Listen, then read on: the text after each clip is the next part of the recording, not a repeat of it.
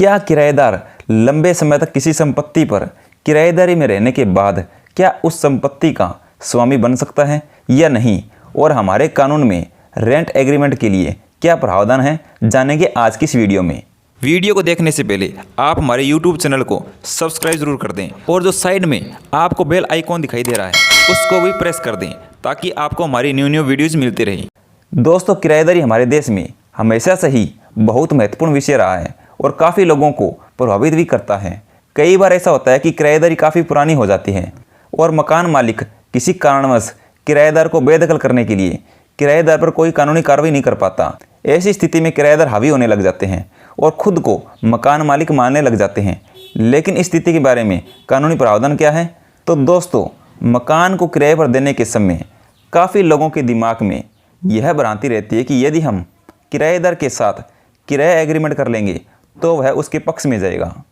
और हम कभी भी मकान को खाली नहीं करवा सकेंगे, और यदि हमने किराएदार को किराया रसीद जारी करके दे दी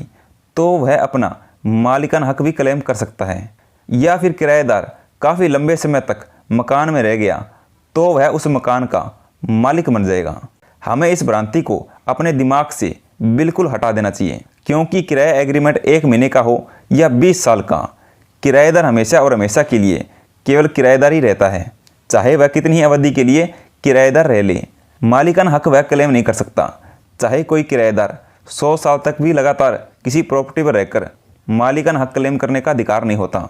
बल्कि वास्तविकता तो यह है कि कभी भी किसी भी किराएदार को बिना रेंट एग्रीमेंट के प्रॉपर्टी में नहीं रखना चाहिए, क्योंकि हम जैसे ही रेंट एग्रीमेंट बनाते हैं किराएदार का स्टेटस तय हो जाता है कि वह किराएदार की हैसियत में उस संपत्ति पर काबिज होगा, और फिर वो किराएदार भले ही कितने लंबे समय तक उस प्रॉपर्टी पर रह ले, उसका स्टेटस किराएदार का ही रहता है। आम धारणा ये हो सकती है कि किराया एग्रीमेंट नहीं बनाना चाहिए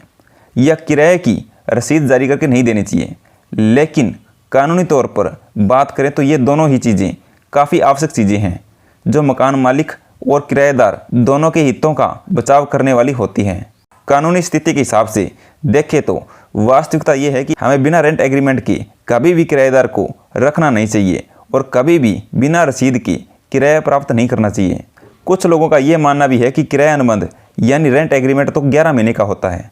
और 11 महीने के बाद यदि किराएदार को वहाँ से हटाया नहीं जाता तो उसकी स्थिति बदल जाती है और वह मालिकाना हक क्लेम कर सकता है। लेकिन कानून में ऐसा कुछ भी नहीं है। यदि रेंट एग्रीमेंट 11 महीने का है और किराएदार उसके बाद भी प्रॉपर्टी पर कब्जा और अपनी हैसियत बनाए रखता है तो भी वह रेंट का पेमेंट करने के लिए बाध्य होता है, और रेंट एग्रीमेंट के बाद की अवधि के लिए किराएदारी मौखिक मानी जाती है। और तो और एक किराएदार कभी भी किराएदारी वाली प्रॉपर्टी पर एडवर्स पोजेशन क्लेम नहीं कर सकता। अब आप सोच रहे होंगे कि एडवर्स पोजेशन क्या है, तो उसके लिए मैंने एक अलग सी वीडियो बनाई है जिसका लिंक मैंने डिस्क्रिप्शन बॉक्स में दे दिया है, वहाँ पे जाके आप इस वीडियो को देख सकते हैं। दोस्तों, अब सवाल आता है कि यदि कानूनी स्थिति ये है तो फिर रेंट एग्रीमेंट हमेशा 11 महीने के ही क्यों बनाए जाते हैं? सबसे पहली बात, हमेशा 11 महीने के नहीं बनाए जाते, बल्कि रेंट एग्रीमेंट इससे कम या ज़्यादा समय के लिए भी होते हैं, लेकिन ज़्यादातर रेंट एग्रीमेंट 11 महीने के लिए बनाए जाते हैं। उसके पीछे कारण यह है कि इंडियन रजिस्ट्रेशन एक्ट के अनुसार कोई भी किराया अनुबंध जो 11 महीने से ज़्यादा के समय के लिए हो उसका रजिस्टर करवाया जाना जरूरी होता है। यानी सब रजिस्ट्रार के ऑफिस में उस किराया अनुबंध का रजिस्ट्रेशन करवाए बिना वह वैलिड किरायानामा नहीं माना जाता, और रजिस्ट्रेशन की इसी प्रोसेस से बचने के लिए लोग 11 महीने का किराया अनुबंध लिखते हैं, और उसी रेंट एग्रीमेंट में ये क्लॉज भी डाल दी जाता है कि यदि किराएदार 11 महीने की समाप्ति के बाद भी उस प्रॉपर्टी पर कब्जा बनाए रखता है तो किराया पिछली अवधि के किराए की बजाय इतना दिया जाएगा, और इस आधार पर उस रेंट एग्रीमेंट की अवधि समाप्त होने के बाद भी रेंट एग्रीमेंट लगातार चलता रहता है। तो इस तरह से दो बातें अपने दिमाग में एकदम क्लियर कर लीजिए कि एक किराएदार कितनी भी लंबी अवधि तक